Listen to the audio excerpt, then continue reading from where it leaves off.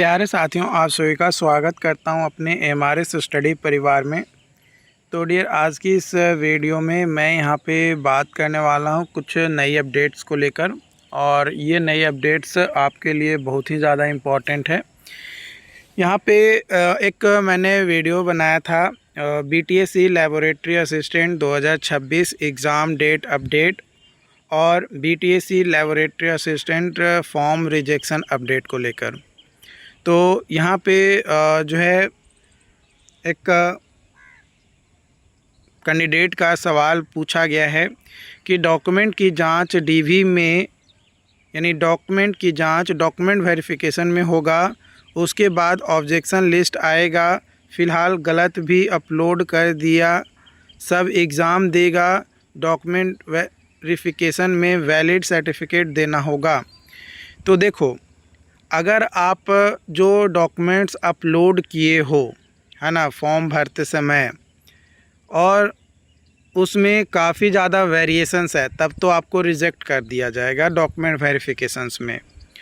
But minor changes हैं, है ना, डॉक्यूमेंट वेरिफिकेशंस के टाइम अगर आप जो डॉक्यूमेंट अपलोड किए हो और जब डॉक्यूमेंट वेरिफिकेशंस होगा और जो आप ओरिजिनल डॉक्यूमेंट लेकर जाओगे, वो दोनों में माइनर डिफरेंस होगा, तो आपसे एक एफिडेविट लेके काम हो जाएगा। लेकिन अगर मेजर डिफरेंसेस होंगे तो आपको रिजेक्ट कर दिया जाएगा, ये चीज़ ध्यान रखिएगा, ठीक है।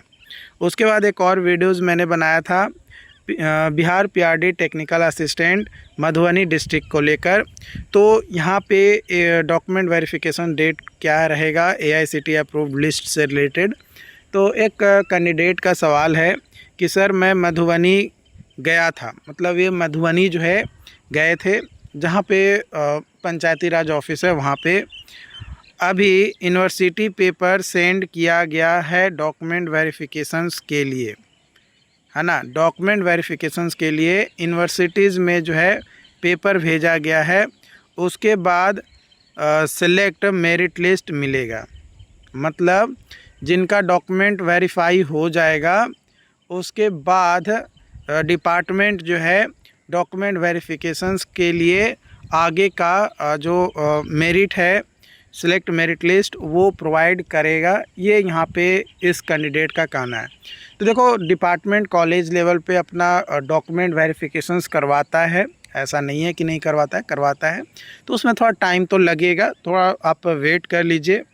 इसके अलावा एक और यहाँ पे अपडेट है, पीआरडी वैकेंसीज़ कैंसिल को लेकर मैंने एक वीडियोस बनाया था, तो उससे रिलेटेड एक क्वेश्चंस है कि पीआरडी जॉब कैंडिडेट काउंसलिंग नहीं पहुँच पाया, बाद में पहुँच पाएगा कि नहीं। तो देखो, जो कैंडिडेट डॉक्यूमेंट वेरिफिकेशन, क्योंकि आपको पता है कि पंचायती राज विभाग के अंतर्गत टेक्निकल असिस्टेंट का 942 पदों पे पूरे बिहार में वैकेंसीज़ निकाला गया था, जिसका डॉक्यूमेंट वेरिफिकेशन अलग अलग डिस्ट्रिक्ट का चल रहा है, क्योंकि डिस्ट्रिक्ट वाइज ये वैकेंसी जो है आपके निकाले गए। तो जो लोग डॉक्यूमेंट वेरिफिकेशंस में नहीं पहुंच पाए, अलग अलग डिस्ट्रिक्ट होगा, किसी का समस्तीपुर होगा, तो किसी का पूर्णिया होगा, तो किसी का गोपालगंज होगा, तो जो भी अलग अलग डिस्ट्रिक्ट में नहीं पहुंच पाए डॉक्यूमेंट वेरिफिकेशंस के लिए, क्या उन्हें दोबारा मौका मिलेगा? तो काफ़ी ज़्यादा ऐसे डिस्ट्रिक्ट हैं जो दोबारा मौका जो है दे रहे हैं, और कुछ डिस्ट्रिक्ट ऐसे हैं जो एक बार काउंसलिंग ख़त्म करवा दिया, डॉक्यूमेंट वेरिफिकेशन करवा दिया, तो उसको कोई मौका नहीं दिया जा रहा है। तो ये पूरा का पूरा डिपेंड करता है डिस्ट्रिक्ट के ऊपर, डिस्ट्रिक्ट के जो डिसीजन मेकर हैं उनके ऊपर डिपेंड करता है कि वो दोबारा डॉक्यूमेंट वेरिफिकेशंस के लिए बुलाना चाहते हैं कि नहीं बुलाना चाहते हैं। इसके अलावा एक और सवाल यहाँ पे है कि जो लड़का काउंसलिंग में नहीं पहुँच पाया, बाद में मिलेगा। मतलब पूछने का तरीका अलग है, लेकिन सवाल एक ही है और एक ही कैंडिडेट का है, तो मैंने ऑलरेडी दे दिया है। आई होप कि ये पॉइंट्स आपको जो है समझ में आया होगा। अगर फिर भी कोई डाउट्स रहता है, कोई कन्फ्यूजन रहता है किसी भी सवाल में, तो आप हमें कमेंट करके ज़रूर बताइएगा। मिलते हैं नई वीडियो में नई अपडेट के साथ। Thank you so much.